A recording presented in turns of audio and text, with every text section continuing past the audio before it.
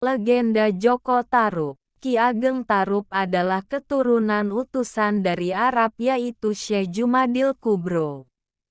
Syekh Jumadil Kubro ditugaskan untuk menyebarkan agama Islam di tanah Jawa pada masa masyarakat Buddha sekitar tahun 1300 Masehi.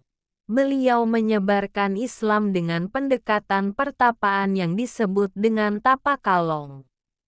Suatu hari, di tengah pertapaannya Syekh Jumadil Kubro bertemu dengan Dewi Retno Roso Wulan adik dari Sunan Kalijaga.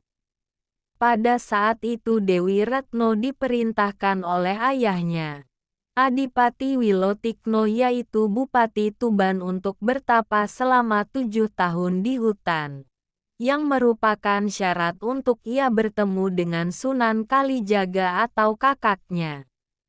Pertemuan Syekh Jumadil Kubro dengan Dewi Retno Roso Wulan berujung pada pernikahan. Dari pernikahan itu, lahirlah putera yang diberi nama Jaka Tarub. Jaka Tarub adalah seorang pemuda gagah yang memiliki kesaktian. Ia sering keluar masuk hutan untuk berburu di kawasan Gunung Keramat. Di gunung itu terdapat sebuah telaga. Tanpa sengaja, ia melihat dan kemudian mengamati 7 bidadari sedang mandi di telaga tersebut. Karena terpikat, Jaka Tarub mengambil selendang yang tengah disampirkan milik salah seorang bidadari. Ketika para bidadari selesai mandi, mereka berdandan dan siap kembali ke kahyangan. Salah seorang bidadari, karena tidak menemukan selendangnya, tidak mampu kembali dan akhirnya ditinggal pergi oleh kawan-kawan karena hari sudah beranjak senja. Jaka Tarub lalu muncul dan berpura-pura menolong. Bidadari yang bernama Nawang Wulan itu bersedia ikut pulang ke rumah Jaka Tarub karena hari sudah senja. Singkat cerita, keduanya lalu menikah. Dari pernikahan ini lahirlah seorang putri yang dinamai Nawangsi. Sebelum menikah, Nawang Wulan mengingatkan pada Jaka Tarub agar jangan pernah menanyakan rahasia kebiasaan dirinya kelak setelah menjadi istri. Rahasia Nawang Wulan adalah ia selalu menanak nasi menggunakan hanya sebutir beras dalam penanak nasi tetapi menghasilkan nasi yang banyak.